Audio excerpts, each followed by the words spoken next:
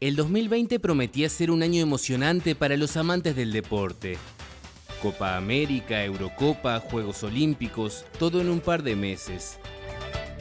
Pero poco a poco las esperanzas se fueron desmoronando por una pandemia de coronavirus que paralizó las actividades a nivel mundial y las obligó a reinventarse.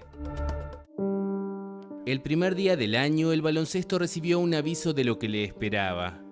El 1 de enero murió David Stern, el excomisionado de la NBA que impulsó a la liga como un fenómeno global. Todavía triste por esa noticia, el mundo del deporte entró en shock el 26 de enero, con el accidente de helicóptero en el que fallecieron Kobe Bryant, su hija Gianna y otras 7 personas en las afueras de Los Ángeles. La muerte del legendario exjugador de los Lakers provocó homenajes de anónimos y de famosos del deporte, del espectáculo y de la política. Y también motivó que la actual plantilla comandada por LeBron James se conjurara para conquistar el anillo en su honor. Pero la competición se suspendió abruptamente luego de que se registrara el primer contagio de coronavirus de un jugador. La NBA fue la primera de las ligas estadounidenses en cerrar y también la primera en optar por un modelo de burbuja para reanudar sus actividades. Los basquetbolistas quedaron aislados durante 3 meses en el complejo deportivo de Disney World en Florida, un experimento que terminó sin que se detectaran casos entre jugadores, comisiones técnicas y empleados. En la cancha también hubo lugar para las protestas sociales. En las camisetas, los nombres de los deportistas fueron cambiados por llamados a votar, pedidos de una reforma educativa y en contra de la brutalidad policial. Finalmente la temporada se reanudó y LeBron y los Lakers se llevarían otro anillo, celebrado en las calles de California a pesar de la pandemia. La alegría se extendió varias semanas más en Los Ángeles, con la victoria de los Dodgers en la Serie Mundial de Béisbol. Fue el primer título para la franquicia desde 1988.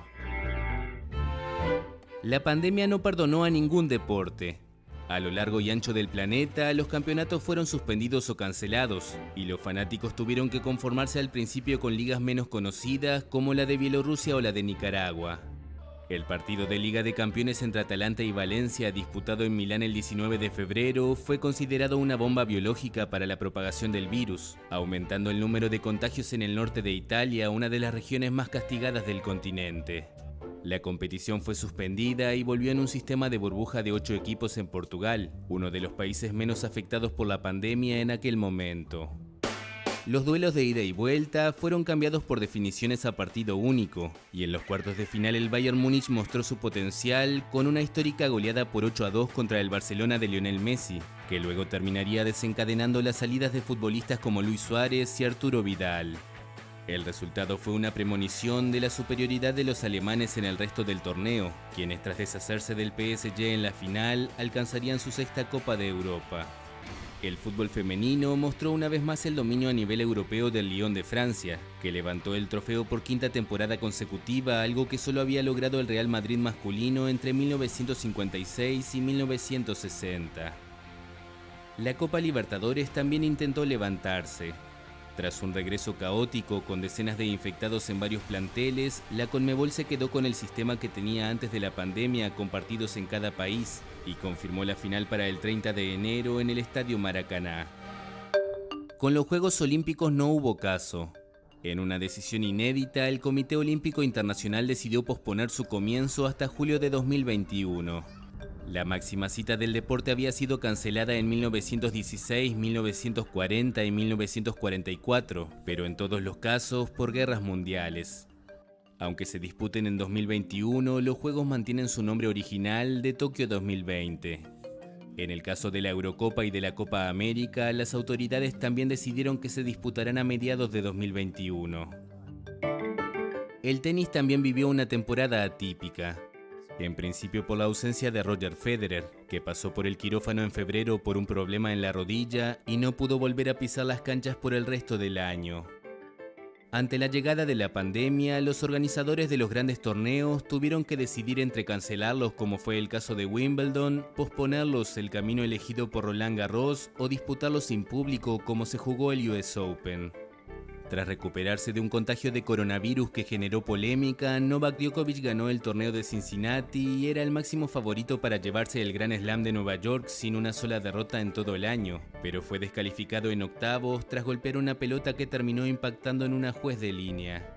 El que aprovechó fue Dominic Thiem, que remontó una desventaja de 2 sets en la final ante Alexander Zverev y se convirtió en el primer ganador de un grande distinto de Federer, Nadal o Djokovic en casi 4 años. A propósito de Nadal, el español guardó sus energías para su torneo favorito Roland Garros, que terminó conquistando por 13ª vez, igualando la marca histórica de 20 títulos de Grand Slam que ostentaba Federer.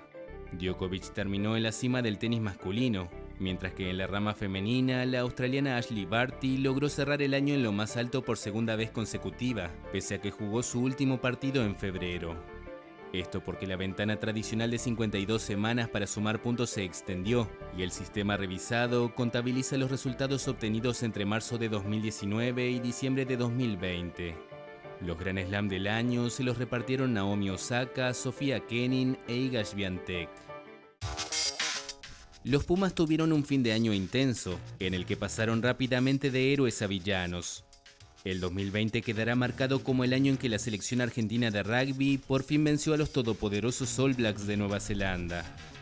Pero su actuación en el Tri Nations se vio empañada por la salida a la luz de tuits xenófobos y discriminatorios escritos por 3 de sus jugadores entre 2011 y 2013, incluido su capitán. Muchas cosas cambiaron en el 2020, pero no fue el caso de la Fórmula 1. Lewis Hamilton ganó el torneo de punta a punta y superó el récord de 91 carreras ganadas que tenía Michael Schumacher, al que también igualó con su 7º campeonato de pilotos.